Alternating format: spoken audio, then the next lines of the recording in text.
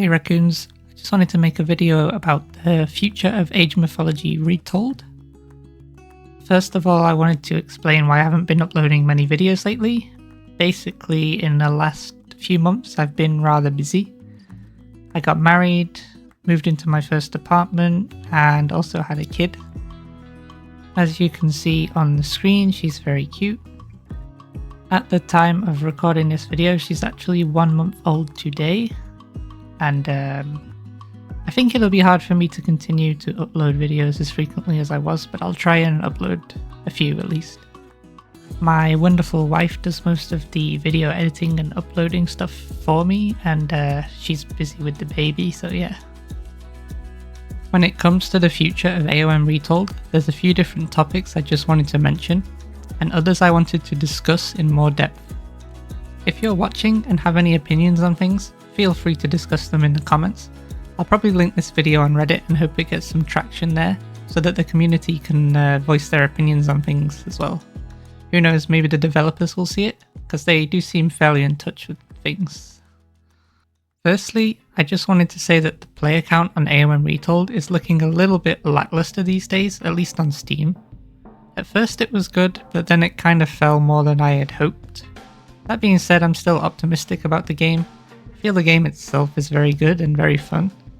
There's a bunch of things that can be improved, of course, and I hope the developers can tackle those issues. Forgotten Empires are a studio I have a lot of faith in, perhaps too much faith even.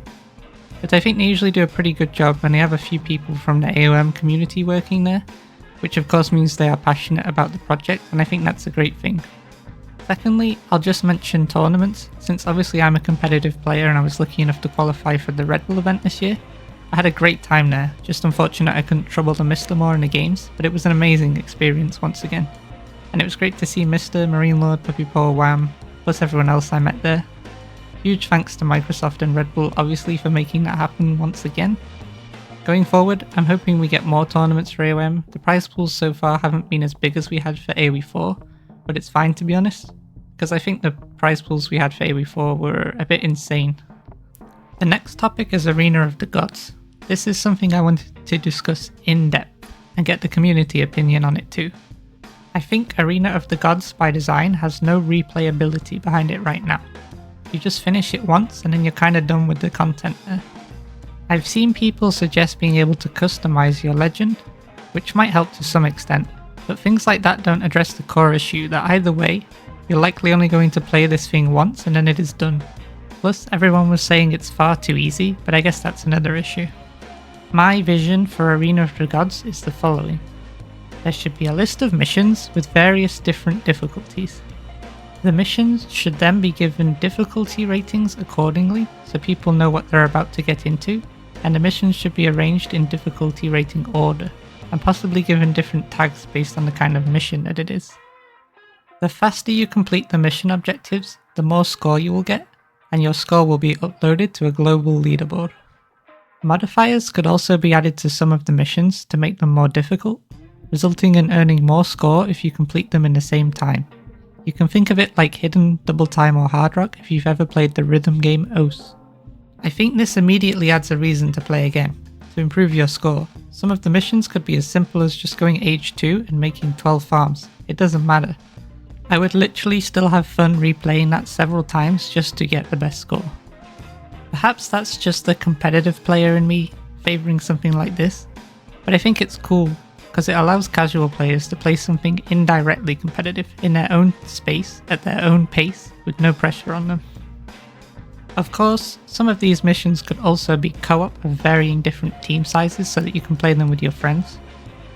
I think the developers could then sell new packs of missions as DLC content.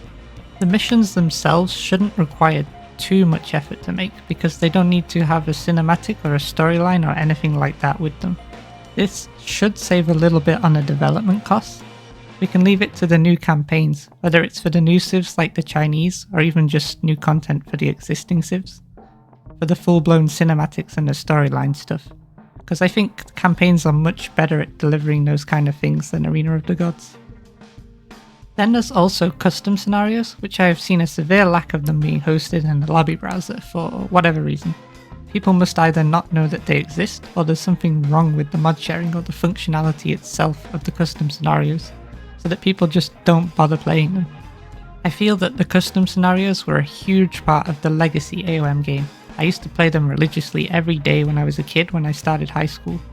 The editor and custom scenarios in general absolutely have huge potential as a way of getting people into the game, whether it's an escape map, tower defense, or settlers, whatever.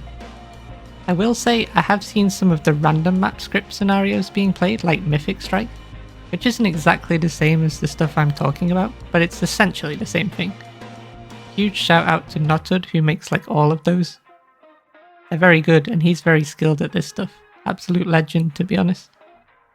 We also have the Chinese expansion ahead of us, along with another unannounced Civilizations expansion.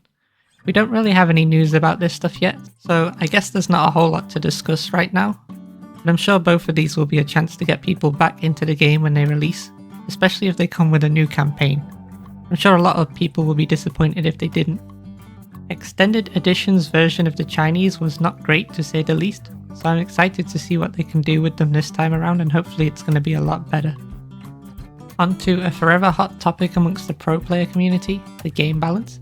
Recently we've had some issues in certain matchups feeling a bit unfair, but I wouldn't say this is something that surprises me in the slightest. As people get better at the game with more time spent playing, we start to figure out what is broken and abuse it more. It happens in pretty much every RTS, and AoM is one of the more complex games with a lot of different options available. So I would say, all things considered, the balance has actually been in a pretty good spot. The current problems arising recently are actually somewhat stemming from the Civ's actual design itself, or at least I would say so, rather than things just being unbalanced. People can feel free to disagree with me here. I don't really want to spend a lot of time discussing the game's balance for this video. What I will say with regards to balance and single player content, I always feel like every RTS should have separate unit stats for campaign and multiplayer, but they always seem to be tied together. My understanding is that keeping them the same supposedly helps people bridge the gap from only playing single player to getting involved in ranked and other multiplayer stuff, but I don't think it's necessary. And personally, I'd rather the balance for the campaign always remain the same from patch to patch. This way it won't mess with the speedrun times or the campaign balance and difficulty. For StarCraft 2, I don't remember if they had unique stats for the campaign, but I at least remember they had a lot of special buildings and units you couldn't get on multiplayer, like the Brood War units, plus unlockable upgrades, and I never felt it hindered me in learning the game when playing both at the same time. Lastly, spectating and observing. This is definitely an area that can currently use some love, as was also the case with Age of Empires 4, to be honest. It would be really nice for content creators if the biggest issues plaguing spectating could be fixed, particularly the one where the game you're watching can just freeze and stop working. But again, I'm still at this moment optimistic that the developers can get through all these issues in the somewhat near future.